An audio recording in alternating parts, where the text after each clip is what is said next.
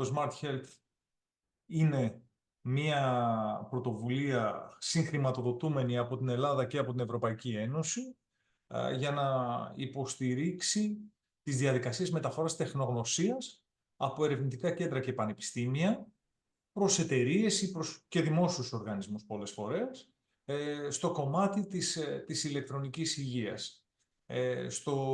Στο έργο το Smart Health συμμετέχουν πολλοί φορείς, θα έλεγα οι πιο ζωηροί φορείς ερευνητικά και ακαδημαϊκά της χώρας, δηλαδή το έργο συντονίζεται από το Ίδρυμα Τεχνολογίας και Έρευνας, συμμετέχει το Εθνικό Κέντρο Έρευνας και Τεχνολογικής Ανάπτυξης στη Θεσσαλονίκη, το ΕΚΕΤΑ, που είμαστε εμείς.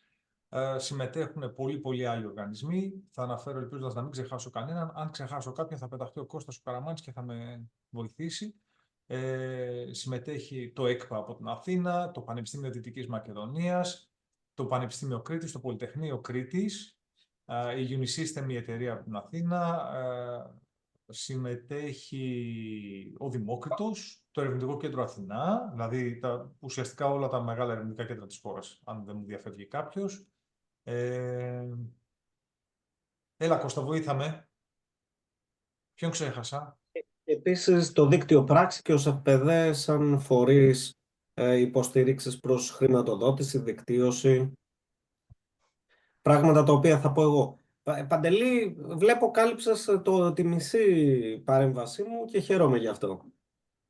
Επίτηδες το έκανα για να σου κλέψω τη δόξα. Λοιπόν, επανέρχομαι στη σοβαρότητα, όσο αυτό είναι δυνατόν. Θα δώσω λοιπόν το λόγο στον Χάρη Γερεμτζέ. Ο Χάρης, θυμίζω, είναι από την εταιρεία Eightplex. Θα μας πει λίγο παραπάνω αυτός το τι κάνει η εταιρεία. Αλλά θα ήθελα, αν μπορείς Χάρη, να δώσει λίγο έμφαση και στο τι σημαίνει για κάποιον, για έναν νέο άνθρωπο να μπει στη διαδικασία, σε αυτό το στίβο του φτιάχνω εταιρεία, ποιες είναι οι δυσκολίες, ποιες είναι ενδεχομένως και ποια είναι ενδεχομένως και τα κίνητρα. Χάρη, έχεις το λόγο. Να μην λέω πολλά. Ευχαριστώ. Ελπίζω να με ακούτε. Νομίζω με ακούτε. Ωραία. Ναι, σε ακούω. Αν έχεις παρουσίαση, μπορείς να διαμοιραστείς και την οθόνη σου. Φυσικά δεν ξέρω. Ωραία. Δεν θα μπω σε λεπτομέρειες με παρουσίαση. Θα σας πω λίγα πράγματα για την Eightplex και μετά θα σας πω για τις δυσκολίες που αντιμετωπίζουμε αλλά και το γιατί αξίζει κανείς να ασχοληθεί με την startup επιχειρηματικότητα και την νεοφυή επιχειρηματικότητα. Λοιπόν, εγώ είμαι ηλεκτρολόγος μηχανικός και μηχανικός υπολογιστών. Και την Eightplex την ιδρύσαμε μαζί με τον άλλο συνειδητή της εταιρείας, τον Δημήτρη τον Μουστάκα. Την ιδρύσαμε το 2018, όταν ήμασταν ακόμα στο Πολυτεχνείο, στο τελευταίο έτος και σπουδάζαμε.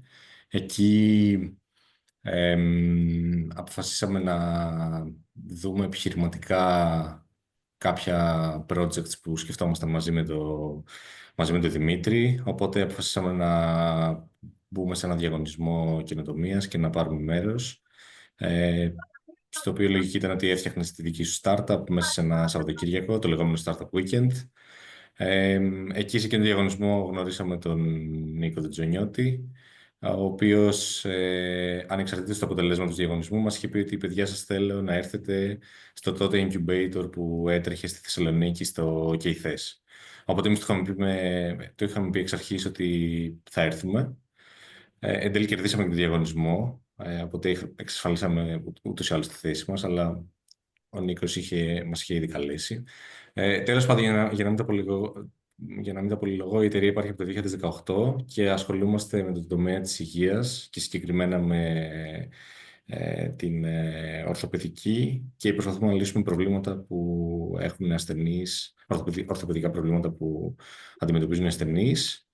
Και τα τελευταία χρόνια ασχολούμαστε με την θεραπεία της σκολίωσης και αυτό που κάνουμε είναι ότι εφαρμόζουμε αισθητήρες μέσα σε ορθοπαιδικά βοηθήματα τα οποία χρησιμοποιούνται για τη θεραπεία της σκολίωσης και με αυτόν τον τρόπο καταφέρουμε και μπορούμε να μετράμε το κατά πόσο οι ασθενείς φορούν αυτά τα βοηθήματα, αλλά και αν τα φορούν με το σωστό τρόπο, δηλαδή με τις οδηγίες του γιατρού τους.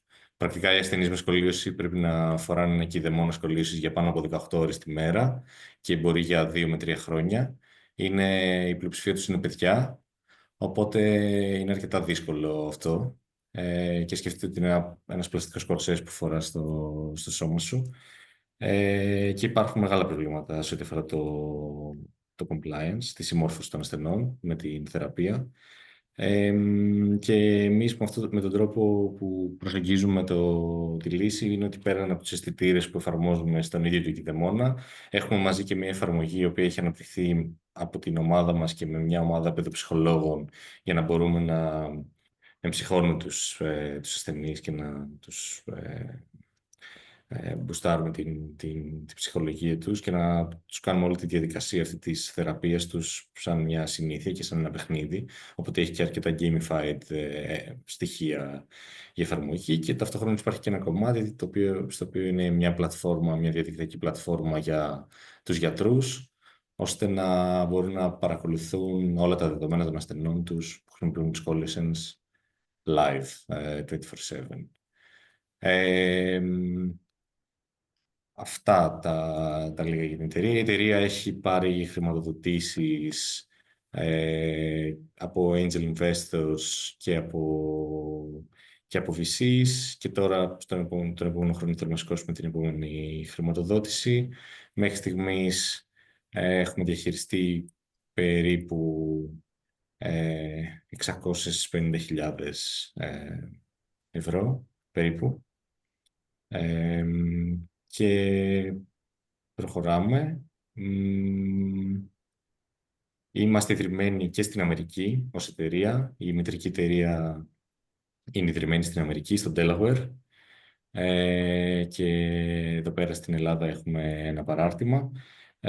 Αυτό έγινε διότι οι πρώτοι μας επενδυτές που είχαμε βρει ήταν από το Σαν Φρανσίσκο, από την Αμερική, και επειδή δεν ένιωθαν άνετα στο να μεταφέρουν τα χρήματά τους σε μια ελληνική εταιρεία, μας έπεισαν να ανοίξουμε εταιρεία στην Αμερική. Οπότε εδώ π.χ. ταιριάζει και πολύ καλά το ένα πρόβλημα που αντιμετωπίσαμε ως startup ήταν το ότι δεν μας εμπιστευόντουσαν καν ως ελληνική εταιρεία για να μας χρηματοδοτήσουν, μόνο και μόνο επειδή η εταιρεία ήταν στην Ελλάδα ιδρυμένη.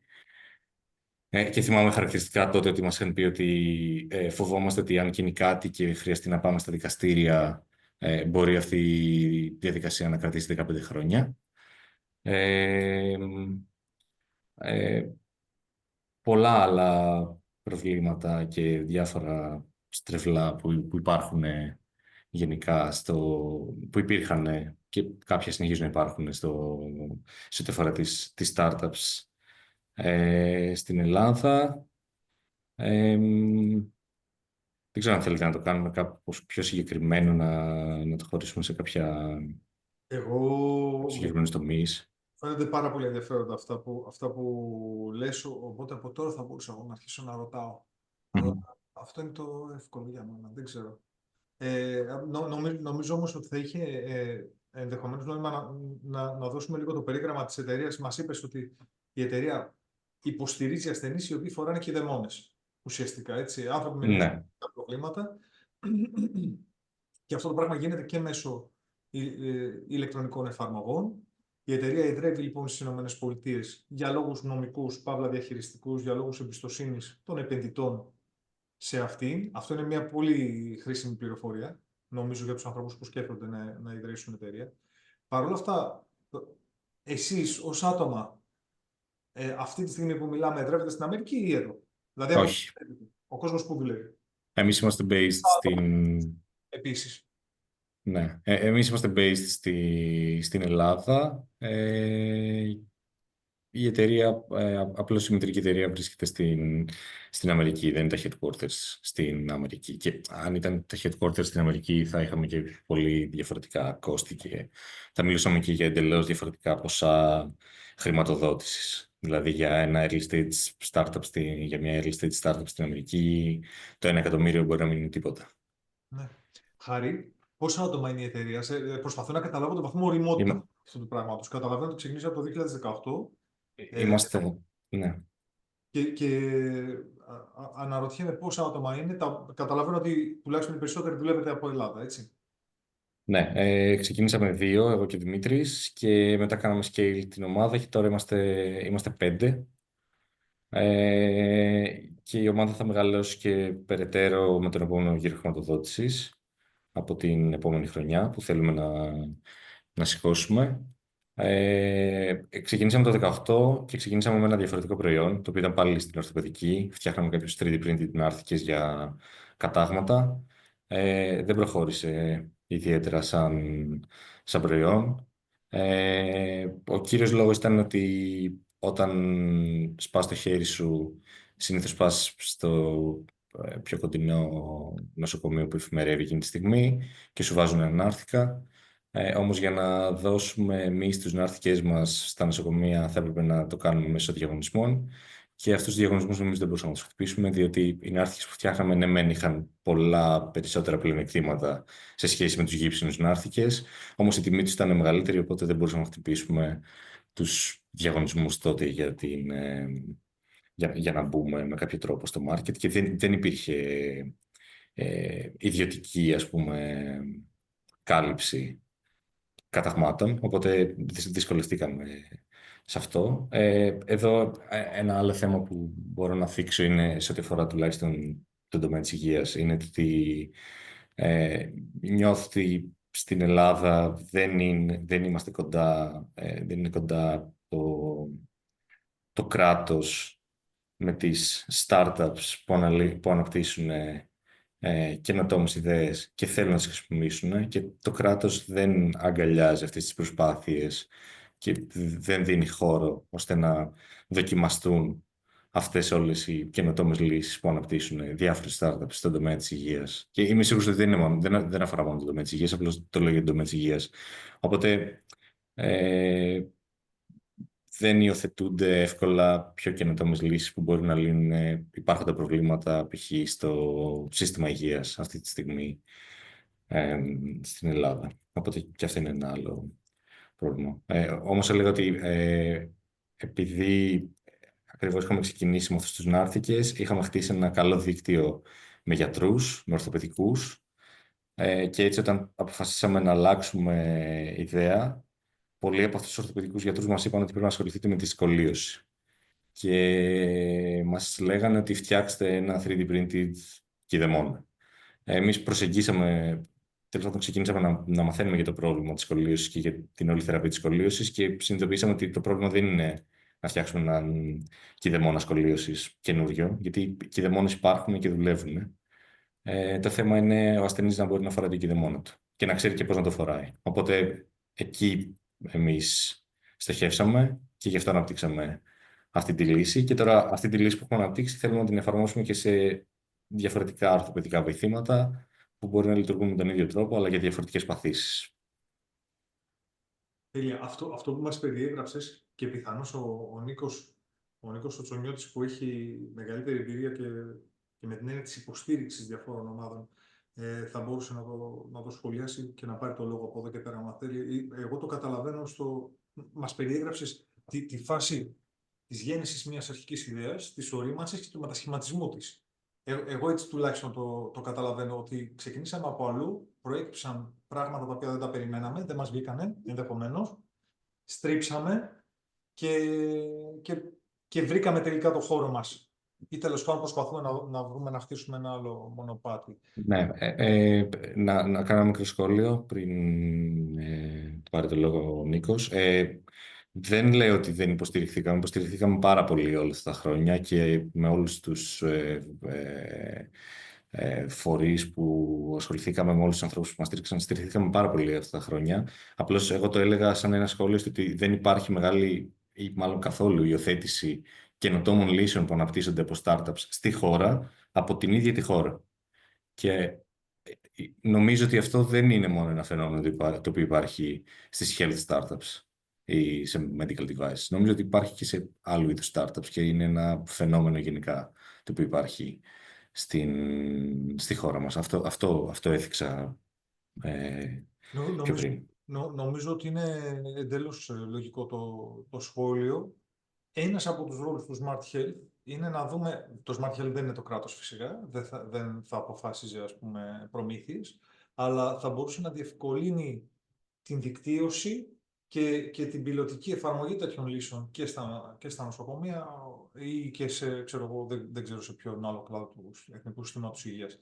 Νίκο, αν θέλεις, νομίζω ότι είναι καλή στιγμή να πάρεις εσύ το λόγο και να μας πεις από την εμπειρία σου, να μας πεις καταρχήν τι είναι η Ideas Forward, πώς λειτουργεί και να μας πεις 2 λόγια σε σχέση με το πώς κινούνται οι startup αυτή τη στιγμή στην Ελλάδα, στον χώρο της υγείας, της ηλεκτρονικής υγείας ή και σε όμορους χώρους, και να μας πεις 2-3 πράγματα που πιστεύεις ότι πάνε καλά, 2-3 πράγματα που πιστεύεις ότι θα έπρεπε να πάνε καλύτερα. Ναι, πρώτα απ' όλα να ευχαριστήσω για την πρόσκληση, να πω μια καλησπέρα σε όλους. Να πω χρόνια πολλά και ό,τι επιθυμεί στην Παναγιώτα της Φακιανού, η οποία νομίζω έχει γενέθλια σήμερα. Σωστά, κάνω λάθος, όχι, ωραία. Ό,τι επιθυμείς. Ευχαριστώ. Λοιπόν, η Ideas Forward, εγώ είμαι συνειδητής της Ideas Forward. Η Ideas Forward είναι ένα venture studio. Venture studio είναι ένα μοντέλο, δεν είναι ένα σύνηθες μοντέλο στη χώρα μας σίγουρα, γενικότερα όμως. Είναι ένα μοντέλο το οποίο παράγει, η δουλειά του είναι να ανακαλύπτει και να παράγει καινοτομία, δηλαδή να κάνει commercialize το κομμάτι της γνώσης σε φυσικά μεγάλες και ενδιαφέρουσες και διεθνείς αγορές. Σαν Ideas Forward έχουμε 3 δραστηριότητες. Η μία είναι αυτό που λέμε Curiosity Lab, είναι το ερευνητικό μας κομμάτι, γιατί είμαστε τεχνολόγοι από φύση και από εκπαίδευση, οπότε μας αρέσει να ασχολούμαστε με νέες τεχνολογίες. Είναι το community κομμάτι, το κομμάτι δηλαδή το οποίο υποστηρίζουμε την καινοτομία κυρίως στη Βόρεια Ελλάδα, αλλά και στο εξωτερικό με διάφορους φορείς και συνεργασίες που έχουμε. Και είναι το Opportunity Lab, το οποίο αυτά αρχίζουν και συνάδουν μαζί και ψάχνουμε να βρούμε πώς μπορούν να εφαρμοστούν σε προβλήματα τα οποία έχουν ενδιαφέροντα. Και το λέω προβλήματα γιατί πάντα ξεκινάς από το πρόβλημα. Αυτό κάνανε πολύ έντονα και ο Χάρης και ο Δημήτρης, 2 παιδιά τα οποία εκτιμώ ιδιαίτερα και μας συνδέει πολύ στενή φιλία. Και περιμένω να γυρίσει ο Χάρης από Βαρκελόνη να πάμε για κανένα τσίπουρο, γιατί την κατάσταση είναι αυτή. Ξεκινάς από το πρόβλημα, ανακαλύπτεις ποιο είναι το λεγόμενο job to be done που λέει ο Christensen, Clayton Christensen του Harvard από τον πελάτη και μετά αρχίζεις και δημιουργείς μια λύση η οποία πάει να το εξυπηρετήσει. Στον τομέα της υγείας προφανώς υπάρχουν πολλά προβλήματα. Αρκετές τεχνολογίες ναι μεν είναι παγιοποιημένες, αλλά αρχίζουν και γίνονται παροχημένες στην εποχή μας. Οπότε υπάρχει πολύ μεγάλος χώρος για καινούργιες λύσεις, πιο καινοτόμες, πιο διαδικτυωμένες κτλ.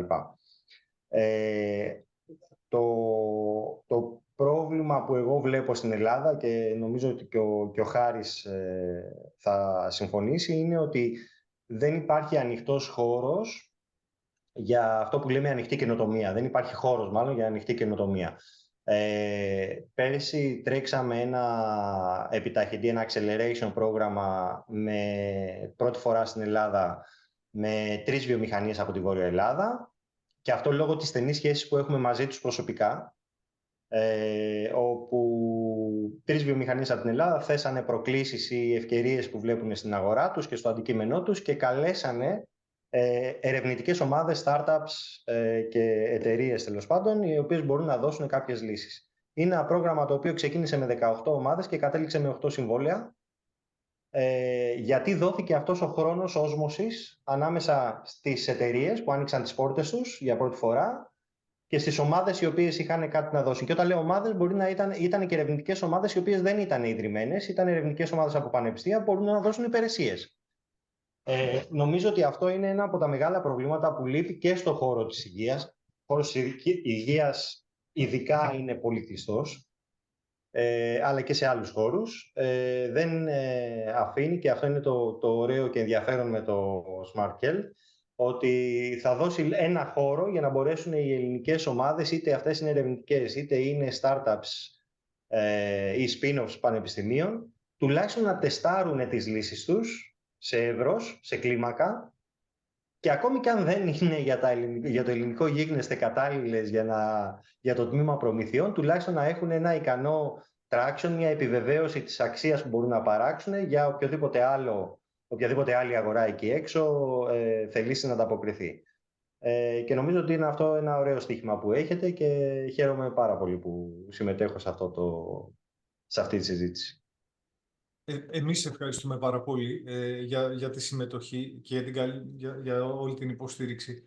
Πρέπει να πω, παιδιά, ότι ο χώρος της υγείας έχει κάποια ιδιαίτερα χαρακτηριστικά. Δεν είναι μια αγορά με τη συνήθεια έννοια. Εδώ πέρα, στον χώρο της υγείας, σπανίως αυτός που εισπράττει μια υπηρεσία, που απολαμβάνει μια υπηρεσία, σπανίως είναι αυτός που την πληρώνει. Συνήθως στον χώρο της υγείας αυτός που πληρώνει είναι ένας δημόσιος οργανισμός, ο οποίος έχει εισπράξει τις εισφορές όλων μας και πληρώνει την υπηρεσία που θα απολαύσει ο παντελής, ο ασθενής, ο συγκεκριμένος ασθενής. Άρα την υπηρεσία αυτή δεν την αγοράζει ο παντελής, δεν τη διαλέγει ο παντελής, τη διαλέγει ο δημόσιος οργανισμός. Μιλάμε, φεύγεις, τώρα Αυτό το φεύγεις. πράγμα, ακούω λίγο, ένα μικρόφωνο είναι ανοιχτό, θα μου δώσετε λίγο χρόνο για να το κλείσω. Δώστε μου, σας παρακαλώ, λίγο υπομονή. Ωραία, ευχαριστώ. Οπότε αυτό το πράγμα εισάγει κάποιες μη συνηθισμένες διαδικασίες με την έννοια της προμήθειας του ποιος θα πλήρωνε ένα mobile app. Αυτά τα πράγματα δεν ισχύουν μόνο στην Ελλάδα, ισχύουν και στο εξωτερικό. Έτσι. Δηλαδή στη Γερμανία υπάρχουν υποδομές οι οποίες αποζημιώνουν ένα mobile app και το επόμενο ερώτημα που τέθηκε στη Γερμανία η υποδομή αυτή ονομάζεται Dinga, πιθανώς τη γνωρίζετε πολλοί από εσάς. Το επόμενο ερώτημα που τέθηκε στη Γερμανία είναι: άντε, ωραία, αποζημιώθηκε το mobile app, η εταιρεία που έφτιαξε το mobile app, πώς αποζημιώνει το γιατρός που πρέπει να βλέπει τα δεδομένα? Δηλαδή, είναι ένα μοντέλο λειτουργίας το οποίο είναι δύσκολο, είναι καινούριο, να το πω έτσι. Και έχει κάποιες πολύ συγκεκριμένες ιδιαιτερότητες.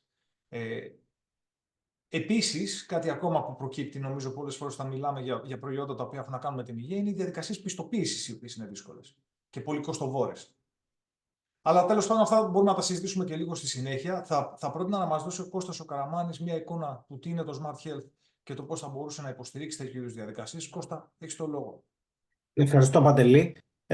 Είχα φτιάξει και μια παρουσίαση, αλλά βλέπω ότι είναι πιο πολύ συζήτηση και μπορώ Ό,τι να... θέλεις. Όχι, αν έχεις παρουσίαση, μπορείς να διαμοιράσεις την οθόνη. Δεν χρειάζεται, επειδή είναι και περιορισμένος ο χρόνος. Εγώ ήθελα να πω ότι συμφωνώ με διάφορα πράγματα που ακούστηκαν, διαφωνώ και με κάποια άλλα και θα το συγκεκριμενοποιήσω. Καταρχήν, η υγεία αλλάζει ραγδαία. Αυτό δεν ξέρω κατά πόσο το αντιλαμβανόμαστε. Εγώ πάντως, επειδή στο σπίτι έχω και μια επαγγελματία υγείας, βλέπω ότι αλλάζει μέρα με τη μέρα. Και έρχεται τώρα η τεχνολογία να βοηθήσει, να μην πω να σπρώξει σε αυτή τη μετάβαση της υγείας.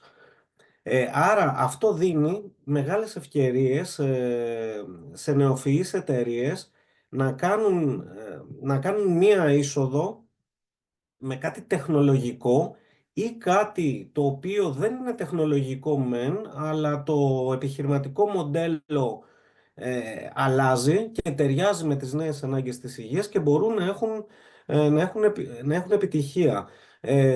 Βλέπω για παράδειγμα τεράστιες εταιρείες όπως η Microsoft, η Apple έχουν μπει όλες στον κλάδο της υγείας, αγοράζουν νεοφυείς επιχειρήσεις, όχι ελληνικές, αλλά δίνει αυτό μια τάση. Επίσης βλέπω ότι ανοίγονται πολλοί καινούργιοι τομείς στην υγεία που μπορούν να παίξουν οι νεοφυείς εταιρείες και κάποιες από αυτές σίγουρα θα πετύχουν. Για παράδειγμα, βλέπω μεγάλα σούπερ μάρκετ στο εξωτερικό έχουν προχωρήσει πλέον στο να δίνουν κάποιες υπηρεσίες υγείας, όπως ας πούμε ένα check-up, έναν εμβολιασμό, σε ανθρώπους οι οποίοι πηγαίνουν απλά στο σούπερ μάρκετ για να αγοράσουν τα ψώνια της εβδομάδας. Τώρα υπάρχουν κάποιες τάσεις όπως η τηλεϊατρική, η τεχνητή νοημοσύνη, η εξατομικευμένη ιατρική, που είναι πολύ της μόδας και οι οποίες πάλι αυτές δίνουν την ευκαιρία σε νεοφυείς επιχειρήσεις να μπουν στον κλάδο της υγείας, εκεί που δεν έχουν μπει και δεν μπορούν να μπουν κάποιοι που είναι στην υγεία. Για παράδειγμα, ένας γιατρός από μόνος του δεν μπορεί να κάνει τα πράγματα που θα μπορούσε γιατί δεν ξέρει να χρησιμοποιήσει την τεχνητή νοημοσύνη. Εδώ έρχεται κάποιος ο οποίος είναι από το τεχνολογικό περιβάλλον και μπορεί να μπει σε αυτό το κλάδο. Ή έβλεπα για παράδειγμα το concept, το hospital at home, το οποίο αλλάζει ραγδαία την παροχή υπηρεσιών υγείας. Εκεί που χτίζουμε, δηλαδή τώρα χτίζουμε νοσοκομεία του μεγάλο κόστος στα μπετά για να χτίσουμε κλίνες, σου έρχεται ένα concept υποβοηθούμενο από την τεχνολογία και σου λέει ότι ο ασθενής μπορεί για 30 με 50% των ημερών που θα ήταν στο νοσοκομείο να τις περάσει στο σπίτι του με κάποιες συσκευές και φυσικά με ιατρική παρακολούθηση και κάλυψη. Όλα αυτά φέρνουν πολύ μεγάλες αλλαγές. Εκεί που διαφωνώ λίγο είναι στην Ελλάδα. Είδα το 2019 καταρτίστηκε η βίβλος του ψηφιακού μετασχηματισμού και μέσα υπάρχει ειδικό κεφάλαιο για την υγεία και μόλις το είδα κρυφογελούσα και έλεγα σιγά μην γίνουν κάποια πράγματα. Έλεγε μέσα η βίβλος του ψηφιακού μετασχηματισμού, ξέρω εγώ, για εισαγωγή καινοτομίας, νέες επιχειρήσεις με νέα προϊόντα να μπουν στην αλυσίδα προμηθευτών του δημοσίου και φάνταζε κάτι ουτοπικό. Μπορώ να σας πω όμως τώρα ότι έχουν εισρεύσει χρήματα από το Ταμείο Ανάκαμψης και γίνονται μεγάλα έργα, αυτή τη στιγμή τρέχουν, όπως ο ηλεκτρονικός φάκελος υγείας, η ψηφιακή αναβάθμιση των νοσοκομείων. Άρα υπάρχουν ευκαιρίες. Συμφωνώ φυσικά με το Χάρη ότι η Ελλάδα δεν έχει και το καλύτερο περιβάλλον και τον Νίκο για μια νεοφυή επιχείρηση να την χρηματοδοτήσει κυρίως, αλλά παρόλα αυτά υπάρχουν ευκαιρίες. Έρχεται τώρα, για να φτάσουμε στο Smart Health, η Ευρωπαϊκή Επιτροπή έχει αναγνωρίσει κάποια θέματα και γι' αυτό ίδρυσε τους Ευρωπαϊκούς Κόμβους Ψηφιακής Καινοτομίας, EDIH ή EDIH, στη δική μας γλώσσα, τους οποίους και χρηματοδοτεί κατά το ίμιση. Το άλλο 50% το βάζουν τα κράτη-μέλη για να δημιουργηθούν κάποιες δομές όπου εμείς σαν Smart Health που δραστηριοποιούμαστε αποκλειστικά στην υγεία μπορούμε να υποδεχθούμε επιχειρήσεις σαν τις δικές σας ή ακόμα και το δημόσιο τομέα και να σας βοηθήσουμε κυρίως στο να αναπτύξετε περισσότερο μια καινοτομία που έχετε. Καινοτομία είτε σε τεχνολογικό επίπεδο είτε και σε επιχειρηματικό. Το gap που υπάρχει για τις νεοφυείς επιχειρήσεις για να εισέλθουν στον κλάδο της υγείας, που το βλέπουμε καθημερινά εμείς με το Smart Health, είναι ότι οι περισσότερες νεοφυείς επιχειρήσεις δεν γνωρίζουν πώς λειτουργεί ο κλάδος της υγείας που θέλουν να δραστηριοποιηθούν. Και για να το κάνω λίγο πιο σαφές, θέλει κάποιος να κάνει κάτι με δεδομένα που θα σας πω πιο μετά και νομίζω ότι είναι ένα πράγμα πολύ εύκολο. Παίρνω κάποια δεδομένα, μου δίνουν οι πελάτες μου κάποια δεδομένα υγείας και εγώ τα διαμοιράζομαι, τα επεξεργάζομαι, τα προσφέρω, τα αλλάζω κτλ.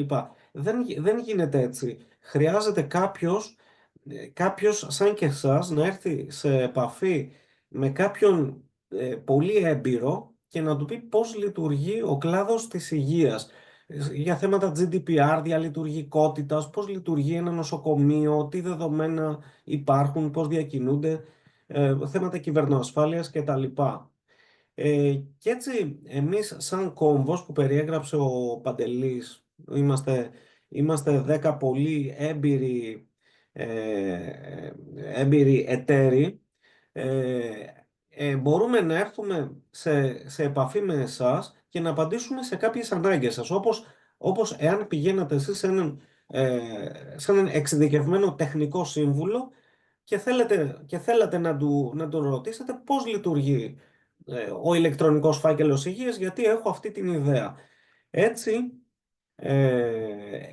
έτσι εμείς προσφέρουμε κάποιες υπηρεσίες που λέγονται test before invest, δηλαδή έλα να ελέγξεις μαζί μας πριν επενδύσεις. Οι οποίες αυτές οι υπηρεσίες δίνουν τρία πράγματα σε εσάς. Πρώτον, σας δίνουν τη δυνατότητα να έρθετε να μιλήσετε με εξειδικευμένους επιστήμονες όπως του ΙΤΕ, του ΕΚΕΤΑ, του Δημόκριτου και να τους πείτε, κοίταξε, εγώ φτιάχνω αυτή την εφαρμογή και ακολουθώ αυτά τα βήματα, αυτούς τους ισχυρίζομαι αυτά τα πράγματα και δίνω αυτή τη λύση. Πώς το βλέπεις εσύ? Άρα εμείς μπορούμε να σας δώσουμε σε αυτό το αρχικό στάδιο τεχνική συμβουλευτική για το αν αυτό που δομείτε εσείς ή θέλετε να δομήσετε, εάν είναι εφικτό να γίνει, εάν είναι ορθό έτσι όπως το σκέφτεστε, αλλιώς να σας δώσουμε κάποιες συμβουλές πώς να το κάνετε ορθό. Έχουμε πάρα πολλούς αποδέκτες οι οποίοι έχουν έρθει για αυτή ακριβώς την υπηρεσία, για να μας επιδείξουν τη λύση τους και να τους δώσουμε εμείς την τεχνική εμπειρογνωμοσύνη μας. Θα στείλω αργότερα στον Παντελή και την παρουσίαση όπου έχω παραδείγματα που μπορείτε να δείτε ακριβώς πώς γίνεται αυτό και τα υπόλοιπα που θα σας πω. Σε δεύτερο στάδιο, στο Test Before Invest, μπορούμε να πειραματιστούμε μαζί σας. Δηλαδή να έρθετε και να μας πείτε ότι κοίταξε, εγώ έχω αυτή την ανάγκη και θέλω να αναπτύξω κάτι με τεχνητή νοημοσύνη, αλλά δεν ξέρω πώς. Πάλι μπορούμε να σας φέρουμε έναν άνθρωπο έμπειρο στην τεχνητή νοημοσύνη, έτσι ώστε να πειραματιστείτε μαζί του, να του δώσετε κάποιους κανόνες, κάποια αρχικά δεδομένα και μαζί να αρχίσετε να χτίζετε τη λύση και να τη δοκιμάσετε. Εδώ σαν παράδειγμα του testing και experimentation, αυτή είναι η υπηρεσία, έχω να σας πω την εταιρεία Wellbe, είναι μια νεοφυής επιχείρηση, μπορώ να σας την αναφέρω γιατί μας έχει δώσει αυτό το δικαίωμα και υπάρχει και μια ιστορία επιτυχούς συνεργασίας που έχουμε δημοσιεύσει, άρα δεν υπάρχει κάποιο θέμα εμπιστευτικότητας. Η εταιρεία Wellbe τι σκέφτηκε? Είναι μια εταιρεία άσχετη με το χώρο της υγείας. Αυτοί οι άνθρωποι σκέφτηκαν ότι εμείς θέλουμε να δώσουμε την δυνατότητα στον καθένα από εμάς, τον Κώστα, να μπορεί να έχει τον ηλεκτρονικό φάκελο υγείας σε μια εφαρμογή. Αυτό απαιτεί, αυτό που ακούγεται εύκολο είναι δύσκολο νομικά. Έχουν βρει όμως έναν τρόπο από την εταιρεία και εκεί είναι η καινοτομία του επιχειρηματικού τους μοντέλου, όπου η εφαρμογή μάλλον της εταιρείας δεν αποθηκεύει αυτά τα δεδομένα στην εφαρμογή, αλλά όταν χρειαστεί ο Κώστας τα δεδομένα του ηλεκτρονικού φακέλου υγείας, μέσω της εφαρμογής δίνει ο Κώστας τη συνένεσή του να πάει εκεί που είναι η πληροφορία αυτή και να την πάρω μέσω της εφαρμογής. Η εταιρεία αυτή ήρθε σε εμάς, μας έκανε ένα demonstration, μια επίδειξη της λύσης της. Τους είπαμε εμείς σε ποια σημεία ήταν σωστή, σε ποια σημεία δεν ήταν σωστή η προσέγγιση και επίσης τους δώσαμε και συνθετικά δεδομένα ώστε να δοκιμάσουν την εφαρμογή με δεδομένα, πράγμα το οποίο δεν ήξεραν μέχρι εκείνη τη στιγμή.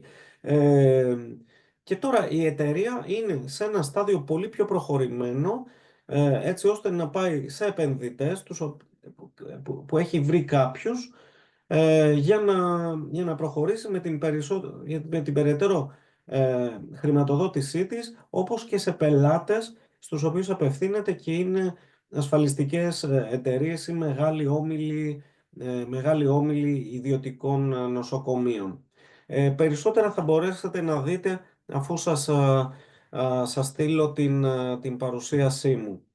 Και ένα τελευταίο κομμάτι που κάνουμε στο θέμα του Test Before Invest απευθύνεται κυρίως σε αυτούς που χτίζουν, που θέλουν μάλλον να αποκτήσουν μια εφαρμογή, μια ψηφιακή εφαρμογή ή κάτι άλλο, αλλά δεν ξέρουν πώς να το ζητήσουν. Εδώ ερχόμαστε εμείς, για παράδειγμα έρχεται ένα νοσοκομείο και μας λέει εγώ θέλω μια εφαρμογή τηλεϊατρικής έτσι ώστε να παρακολουθώ κάποιους ασθενείς που έχουν περάσει έμφραγμα, εάν ακολουθούν τη διατροφή που τους έχουμε πει, εάν κάνουν κάποιες ασκήσεις που τους έχουμε πει, αν παίρνουν τα φάρμακά τους. Αυτό το πράγμα τώρα για να το ζητήσει ένα νοσοκομείο δεν μπορεί, γιατί πρέπει πρώτα να το περιγράψει και να το περιγράψει και να έχει μέσα τεχνικούς όρους, τεχνικά χαρακτηριστικά. Αυτό μπορεί να το κάνει πάλι μέσα από το Smart Health και να τους βοηθήσουμε εμείς να περιγράψουν αυτή τη λύση. Αυτή τη λύση με τα τεχνικά της χαρακτηριστικά και μετά το νοσοκομείο να βγει να το ζητήσει από την αγορά ή αν είναι δημόσιο νοσοκομείο να βγει με ένα διαγωνισμό να το ζητήσει. Επίσης, αυτές ήταν οι υπηρεσίες Test Before Invest. Δίνουμε και άλλες υπηρεσίες όπως networking και access to finance. Αυτές τις υπηρεσίες τις δίνουν δύο εξειδικευμένοι συνεργάτες μας, οι οποίοι είναι και σε άλλα δίκτυα, όπως το Enterprise Europe Network. Και καλό είναι, το μήνυμα που ήθελα να περάσω γενικότερα σε εσάς, είναι εάν έχετε ενδιαφέρον για όλα αυτά, να έρθετε να συνομιλήσετε μαζί μας για να σας εισάγουμε. Γιατί η εισαγωγή σας μπορεί να γίνει εύκολα. Όλες αυτές οι υπηρεσίες δίνονται εντελώς δωρεάν. Εμείς έχουμε budget, έχουμε προϋπολογισμό για να τις δίνουμε σε εσάς δωρεάν. Και πραγματικά μπορείτε να βρείτε τους καλύτερους επιστήμονες της Ελλάδας στη διάθεσή σας.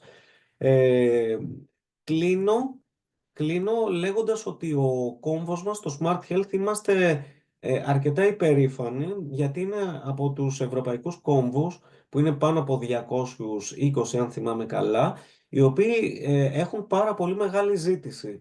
Και ήθελα να σας δώσω κάποια πολύ απλά στοιχεία.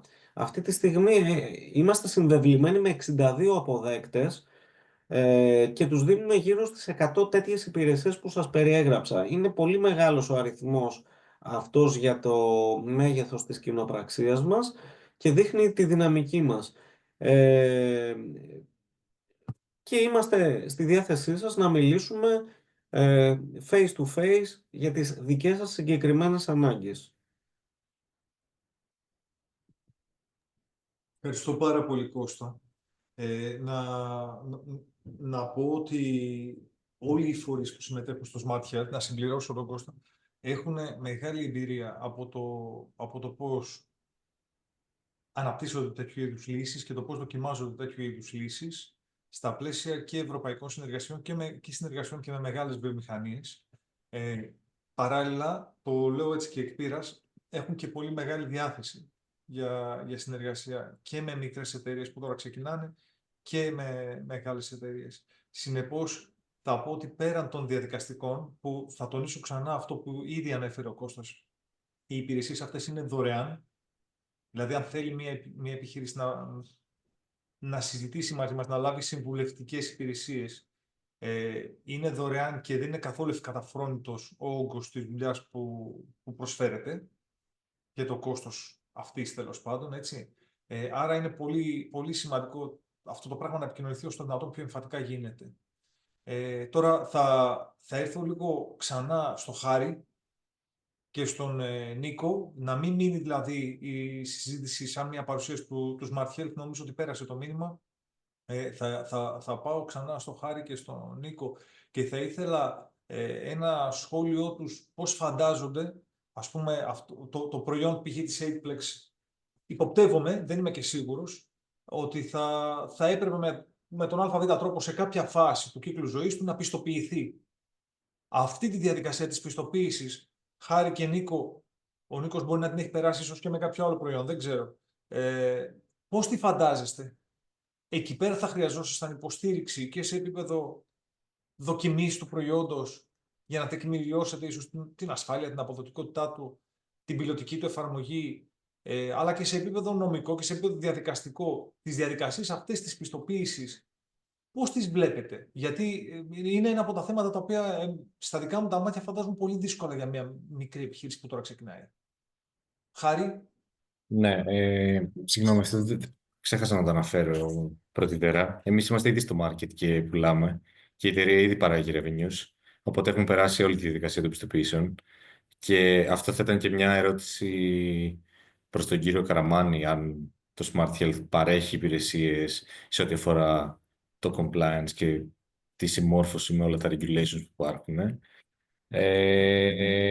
Αυτό που εγώ θα σκεφτόμουν είναι ότι προς το παρόν τα δεδομένα που συλλέγουμε είναι συγκεκριμένα και κάποια στιγμή μέσα από αυτά τα δεδομένα θα θελήσουμε να κάνουμε και κάτι παραπάνω με αυτά τα δεδομένα, δηλαδή μετά να πάμε ίσως να πάμε σε κάποιο είδους πρόβλεψη της αποθεραπείας του ασθενούς με βάση τα δεδομένα που βλέπουμε και με βάση τα patterns που αναγνωρίζουμε, το οποίο αυτό βέβαια μας περνάει και μας ανεβάζει το classification του device μας, οπότε μετά εκεί πρέπει να αυξηθούν και οι διαδικασίες που θα πρέπει να γίνουν εντός της εταιρείας και το να τεκμηριωθούν αυτά μέσω κλινικής έρευνας. Άρα, Χάρη, το προϊόν σας είναι ήδη πιστοποιημένο κατά MDR? Έχετε CE Mark? Ναι. Έχουμε CE Mark κατά MDR 2017 και έχουμε και ISO 13485 με στην εταιρεία. 13485, ωραία. Δεν μου λες, αυτή τη διαδικασία την κάνατε μόνοι σας, οι 2 έως 5 άνθρωποι που είσαστε, ή είχατε κάποιον εξωτερικό σύμβουλο, το κόστος, ο χρόνος που απέτησε, αυτά τα πράγματα πώς τα καλύψατε? Νομίζω ότι είναι σημαντικό να μεταφέρετε την εμπειρία σας από αυτού. Ναι, με μεγάλη έρευνα από τη δική μας πλευρά για το ποιες είναι οι απαιτήσεις που χρειάζονται. Και μετά όμως για να είμαστε σίγουροι ότι συμμορφωνόμαστε πλήρως με τις απαιτήσεις, συμβουλευτήκαμε για κάποιους συμβούλους και για το CE και για το ISO 13485 και για το GDPR compliance, γιατί είμαστε και GDPR compliant. Οπότε έγινε και με εξωτερικούς συμβούλους, αλλά και με πολύ προσωπική δουλειά δική μας και effort. Και αυτό που θέλω να πω είναι ότι, γι' αυτό ήθελα να κάνω και την ερώτηση πριν στον κύριο Καραμάνη για τα regulations, γιατί εμείς το μεγαλύτερο λάθος που κάναμε ως startup στον τομέα της υγείας είναι ότι ξεκινήσαμε να φτιάχνουμε πράγματα χωρίς να σκεφτόμαστε τα regulations. Και όταν είπαμε, ωραία, τώρα πρέπει να πάρουμε CE για να βγούμε στην αγορά, έπρεπε να ανατρέξουμε 1,5 και 2 χρόνια πίσω για να δούμε πώς κάναμε όλη τη διαδικασία π.χ. του design του προϊόντος και του development του προϊόντος. Διότι όταν φτιάξεις ένα προϊόν το οποίο είναι medical προϊόν και ξέρεις ότι υπάρχουν συγκεκριμένοι κανόνες και ότι πρέπει π.χ. να είσαι σε συμμόρφωση με το ISO 13485, πρέπει εξ αρχής να έχεις σετάρει το σύστημα διαχείρισης ποιότητας μες στην εταιρεία και να τρέχει εξ αρχής, οπότε να παράγεις reports, testing reports και ούτω καθεξής, ώστε να μπορείς να τεκμηριώσεις το σύμβουλο μετά που θα σου δώσει το πιστοποιητικό ότι να τα, ορίστε, τα έχω φτιάξει και είναι αυτά. Οπότε εμείς έπρεπε να κάνουμε rollback 1,5 χρόνο πίσω και να φτιάξουμε έγγραφα που δεν είχαμε φτιάξει τότε, γιατί δεν ξέραμε ότι χρειαζόντουσαν αυτά τα έγγραφα ή για διάφορα tests που μπορεί να είχαμε κάνει. Αυτή είναι η δική μας εμπειρία σε αυτό. Ωραία. Άρα καταλαβαίνω ότι ένα πράγμα που έλειψε στο δικό σας το ταξίδι ήταν από την αρχή κάποιος να σας τονίσει από την αρχή το ότι η διαδικασία στον κανονιστικό, ας πούμε, η εφαρμογή του κανονιστικού πλαισίου δεν είναι κάτι απλό, είναι κάτι πολύ πολύ σημαντικό, το οποίο έχει και πολύ συγκεκριμένα βήματα να εφαρμοστούν. Ναι, μας το είχαν τονίσει, το είχαμε τσεκάρει, μέχρι τότε ήταν ακόμα σε ισχύ ο προηγούμενος κανονισμός από τον MDR, το MDD, η Ευρωπαϊκή Οδηγία, η οποία είχε πολύ λιγότερα requirements σε σχέση με τον MDR. Οπότε εμείς είχαμε στο μυαλό μας ότι θα πάμε με τον MDD, μέχρι που το 2021, αν δεν κάνω λάθος, το Μάιο του 2021, ήρθε Δεν κάνεις λάθος, το Μάιο του 2021. Ναι, Ήρθε σε εφαρμογή ήρθε σε το ισχύ, ναι, μπήκε σε ισχύ ο MDR και εκεί ήταν που ζοριστήκαμε. Πόσο εύκολο ήταν λοιπόν για σας, τώρα ασχέτως του πώς θα μπορούσε κάποιος να πιστοποιηθεί και τα λοιπά, γιατί αυτά τα πράγματα απαιτούν και ένα κόστος, έτσι. Και να έχει κάποιος ένα ISO σημαίνει ότι κάποια εταιρεία ιδιωτική έρχεται τον ελέγχει, αυτή η ιδιωτική εταιρεία πληρώνεται. Πέραν του κόστους, πόσο εύκολο ήταν για σας, Χάρη, να κάνετε πιλωτικές εφαρμογές? Και απευθύνω τα ίδια ερωτήματα στον Νίκο. Νίκο, όποτε θέλεις, είσαι ελεύθερος να παρέμβεις. Δεν ήταν εύκολο, διότι εμείς Πρώτα ασθενείς πώς είχατε?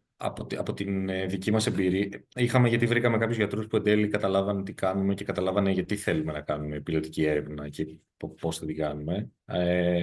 Όμως μεγάλη πλειοψηφία του κλάδου, αυτό που έχω δει τουλάχιστον εγώ, είναι ότι κάπως συνδυάζει την έρευνα ίσως με πανεπιστημιακή έρευνα και ότι θα την κάνει ένα πανεπιστημιακό νοσοκομείο κάτω από στο πλαίσιο της έρευνας που κάνει το ίδιο το πανεπιστημιακό νοσοκομείο και θα δοκιμάσει π.χ. ένα device, ενώ στην πραγματικότητα δεν θέλεις αυτό ακριβώς, απλώς ένα πανεπιστημιακό νοσοκομείο να δοκιμάσει ένα device και να σου πει εντάξει, ναι, okay, είναι καλό, είναι αποτελεσματικό, είναι ασφαλές. Υπάρχουν πολύ μεγαλύτερα requirements σε ό,τι αφορά τον MDR για να το πιστοποιήσεις αυτό το πράγμα. Ειδικά αν έχεις μεγαλύτερα classifications, γιατί εμείς είμαστε class 1 medical device, οπότε είναι αρκετά εύκολο. Αλλά αν ήμασταν παραπάνω θα ήταν πιο δύσκολο. Και αυτό είναι και ίσως ένα από τα μεγαλύτερα προβλήματα που αντιμετωπίσαμε σαν εταιρεία, ότι με όσους και αν μιλούσαμε, δεν μπορούσαν να αντιληφθούν πολύ καλά το κομμάτι της κλινικής έρευνας και της κλινικής μελέτης, γιατί εμείς είμαστε medical device και δεν είναι τόσο εξοικειωμένοι με το ότι και τα medical devices χρειάζονται κλινική έρευνα και κλινικές δοκιμές. Εδώ πέρα στην Ελλάδα, πάρα πολύ μεγάλο μέρος των ανθρώπων αυτών είναι κολλημένοι με το φάρμακο. Όταν ακούνε κλινική έρευνα, το μυαλό τους πάει στο φάρμακο κατευθείαν. Το οποίο δεν είναι το case αυτό. Και επίσης, όταν χρειάστηκε να ψάξουμε να βρούμε ένα clinical research organization, ας πούμε, είχαμε έρθει σε επαφή με κάποιους από την Αθήνα και μας είχαν ζητήσει 350.000. Για να οργανώσουν την κλινική μελέτη. Ναι, το οποίο είναι εξωφρενικό. Γιατί δεν κάνουμε φάρμακο.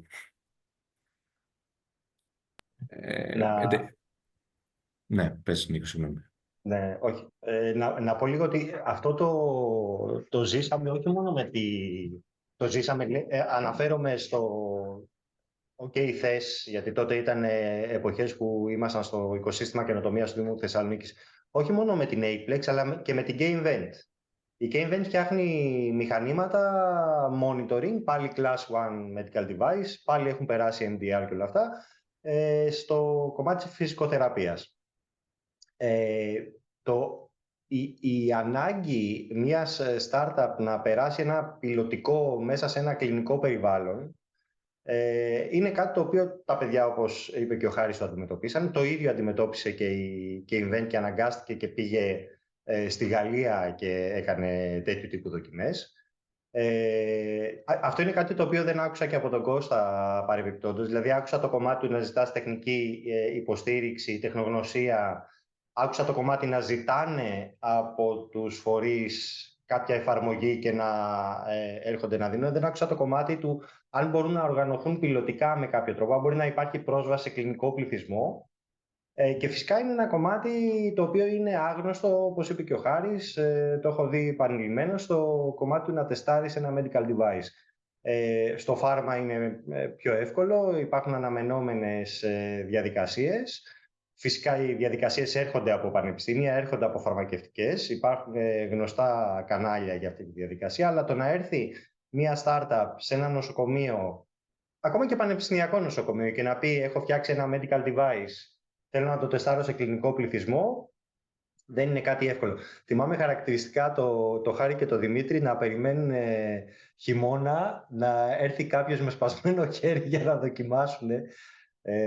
Μπορεί να σου πει τα ανέκδοτα ο Χάρης αυτά για να δοκιμάσουν τον Άρθικα όταν ήταν στα πρώτα στάδια. Και αυτό στηρίχθηκε περισσότερο από το ότι υπήρχαν 2-3 επαγγελματίες, όπως ο κύριος Σαμολαδάς από το Παπαγεωργίου, Χάρη διόρθωσε με αν κάνω λάθος, οι οποίοι είχαν όλη την καλή διάθεση να δοκιμάσουν καινούργια πράγματα. Είναι μια διαδικασία η οποία στο μυαλό, μάλλον η εμπειρία η δική μου λέει ότι θα έπρεπε να είναι λίγο πιο δομημένη. Όπως και η διαδικασία του IPR, όπως και η διαδικασία της πιστοποίησης.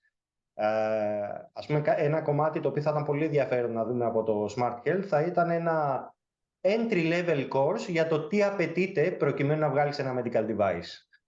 Τι θα έπρεπε να περιμένει ένας founder όσον αφορά το πιστοποιητικό, το regulatory field, όπως ανέφερες πριν. Νομίζω ότι ναι, αυτό είναι πολύ ενδιαφέρον. Νομίζω ότι θα δείτε και από ερευνητικές ομάδες αλλά και από startup ομάδες οι οποίες θέλουν να δοκιμάσουν πολύ ωραίες ιδέες εάν υπήρχε πεδίο δοκιμής σε κλινικό πληθυσμό. Να πούμε λίγο ότι στο Class 1 device τα παιδιά δεν έχουν ανάγκη ουσιαστικά να παρουσιάσουν clinical trials, αλλά ενισχύει το trust, την εμπιστοσύνη που μπορεί να δείξει κάποιος οργανισμός σε ένα medical device, ακόμα και αν είναι Class 1. Αφορά το level of evidence που έχεις και υπάρχει και διαθέσιμο στη βιβλιογραφία. Τέλος πάντων, είναι μια πολύ μεγάλη διαδικασία, δεν χρειάζεται να την αναλύσουμε, αλλά ναι, είναι κάπως έτσι. Αλλά όντως, σε αυτό που λέει ο Νίκος, εγώ συμφωνώ. Χρειάζεται να υπάρχει κάπου δομημένο ένα πλαίσιο και ένας φορέας ο οποίος να σου λέει ότι αυτά είναι τα to-dos, αυτά τα challenges θα αντιμετωπίσεις, αυτά τα βήματα πρέπει να κάνεις για να φτάσεις στην αγορά. Δεν μπορείς να πεις ότι θα ξεκινήσω να μαζεύω δεδομένα από εδώ από εκεί και θα το βγάλω στην αγορά.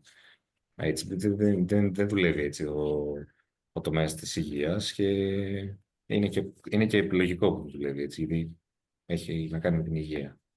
Πρέπει να σας πω ότι... Επίσης κάτι... Συγγνώμη, Παντελή, μια μικρή προσθήκη να κάνω σε αυτό. Επίσης, να πω κάτι άλλο. Ο τομέας της υγείας στην Ευρώπη είναι κάτι το οποίο είναι παντελώς κατακαιρματισμένο. Η κάθε χώρα έχει τα δικά της, έχει σε ένα γενικό πλαίσιο, αλλά η κάθε χώρα έχει το δικό της σύστημα υγείας, δικές της διαδικασίες κτλ.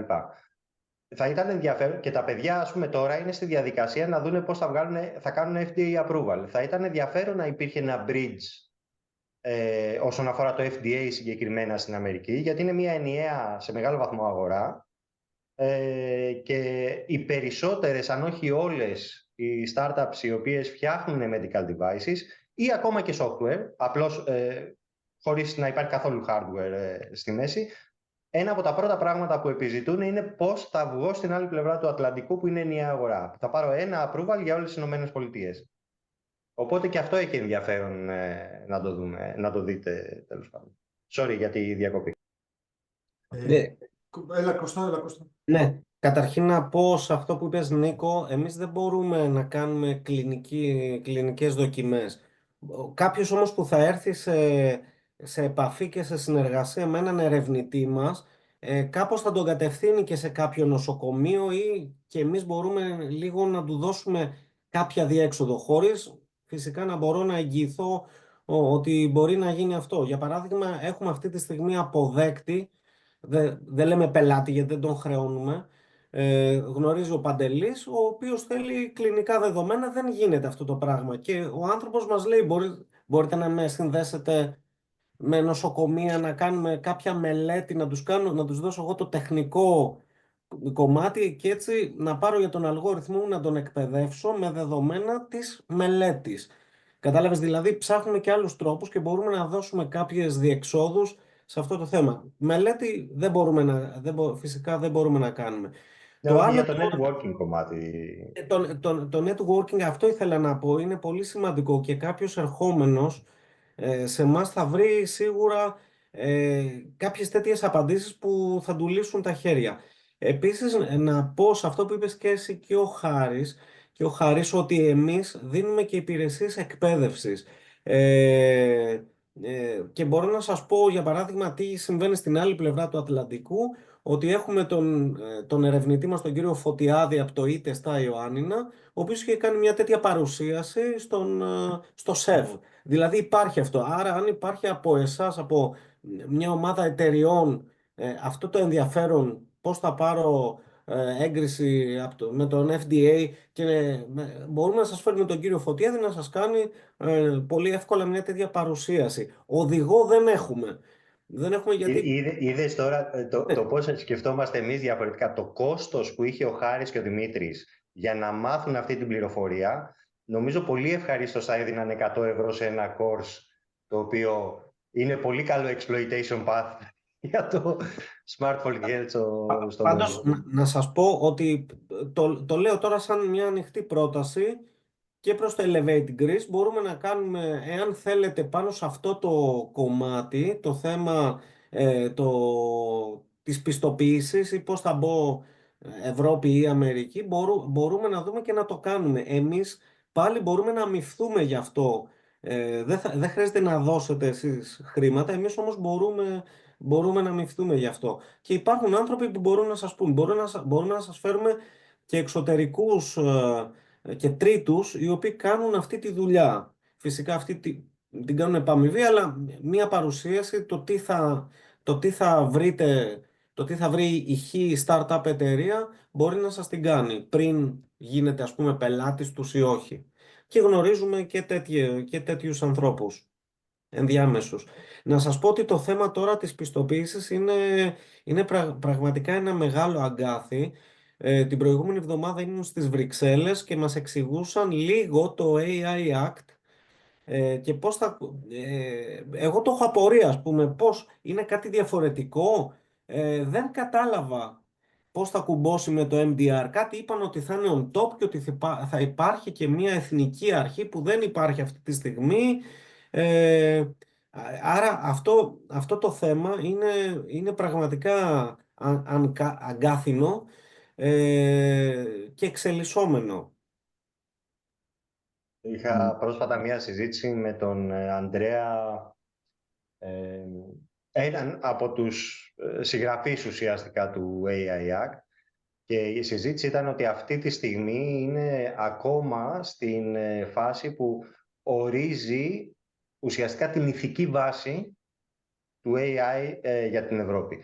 Και η επόμενη του έκδοση, η οποία θα είναι το 25-26, κατά πάσα πιθανότητα το 26, θα αρχίσει να γίνεται πιο regulatory focused, ως πρόταση όμως και πάλι προς τις εθνικές αρχές. Έτσι, γιατί η Ευρώπη έχει και αυτό το κομμάτι, το οποίο είναι... Ναι. Σε λίγο πιο πρακτικό επίπεδο, να πω ότι για τους ανθρώπους που ενδιαφέρονται για το πώς θα μπορούσαν να δοκιμάσουν νέες τεχνικές λύσεις, εγώ έβαλα στο chat ένα link σε ένα πρόγραμμα που δεν έχει άμεση σχέση με το Smart Health. Είναι το πρόγραμμα συμπίασης του Εθνικού Κέντρου Τεκμηρίωσης, το οποίο κάνει ακριβώς αυτή τη δουλειά. Δηλαδή είναι μέσα στο πρόγραμμα αυτό 17 νοσοκομεία και κλινικές που έχουν δηλώσει εμπράκτως τη διάθεσή τους να υποστηρίξουν δοκιμές νέων εφαρμογών και νέων τεχνολογιών, ας πούμε, στο κλινικό περιβάλλον. Προσοχή, το ένα δεν αναιρεί το άλλο. Δεν σημαίνει ότι αν θελήσει κάποιος να κάνει μια οργανωμένη κλινική μελέτη, γιατί ακριβώς η συσκευή του ενέχει ρίσκα, θα παρακάμψει τις διαδικασίες. Το κόστος, το οργανωτικό και η ανάγκη να γίνουν αυτά τα πράγματα τυπικά και σύμφωνα και με το νομικό πλαίσιο, αλλά και αυτά τα πράγματα έχουν πολλές διαδικασίες, έτσι. Δηλαδή, ανέφερε ο Χάρης ότι το να προσλάβεις ένα contract research organization για να σου οργανώσει μια μελέτη, ας πούμε, έχει κόστος. Δεν έρεται το ένα από το άλλο αυτομάτως. Το ότι ξέρω κάποιο νοσοκομείο ή κάποιο γιατρό ο οποίος θέλει να με βοηθήσει στην αρχή ατύπως, εμπειρικά ή δεν ξέρω εγώ πώς, δεν ανέρει το γεγονός ότι πρέπει να ακολουθήσω διαδικασίες για να είμαι σύνομος και για να είμαι σίγουρος ότι τα πράγματα είναι ασφαλή για τον ασθενή, έτσι. Νομίζω ότι έχουμε κλείσει ήδη τη μία ώρα. Ήταν πολύ ενδιαφέρουσα η συζήτηση.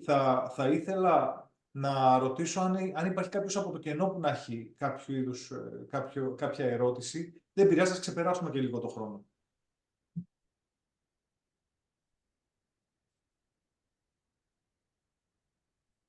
Δεν βλέπω χεράκια. Δεν βλέπω κάποιον να θέλει να παρέμβει. Έχοντας πει αυτό, θα δώσω τον τελευταίο λόγο ξανά μια ακόμη φορά στον Χάρη και στον Νίκο για να κάνουν αυτή την αποφώνηση της συζήτησης. Χάρη. Ωραία, ευχαριστώ. Ευχαριστώ πάρα πολύ για την πρόσκληση. Χαρά μου που συμμετείχα. Με τα χαράς να συμμετάσχω και σε οποιαδήποτε άλλη αντίστοιχη δράση γίνει, γιατί μου αρέσει αρκετά να μιλάω για όλες τις προκλήσεις που αντιμετωπίσαμε και θα συνεχίσουμε να αντιμετωπίζουμε. Και ευελπιστώ το Smart Health να βοηθήσει πραγματικά και το impact του να είναι μεγάλο. Ευχαριστούμε πολύ. Νίκο. Ναι, να ευχαριστήσω και εγώ. Να πω ότι όπως και ο Χάρης, έτσι και εμείς έχουμε ένα μεγάλο δίκτυο ανθρώπων οι οποίοι προσπαθούν μέσα σε αυτό το χώρο. Θα είναι χαρά μας να το διαδώσουμε. Οτιδήποτε μπορεί να βοηθήσει όσο πιο συνεργατικοί είμαστε στη χώρα μας, τόσο πιο ωραία πράγματα κάνουμε. Το έχουμε ζήσει στο πετσί μας. Το δίνουμε αφιλοκερδώς κάθε μέρα. Και θα χαρούμε να προωθήσουμε και το project και τα αποτελέσματά του στην ευρύτερη κοινότητα της καινοτομίας. Ευχαριστούμε πάρα πολύ. Καλό απόγευμα σε όλους. Ευχαριστώ πολύ. Καλή συνέχεια. Καλό απόγευμα. Καλό απόγευμα.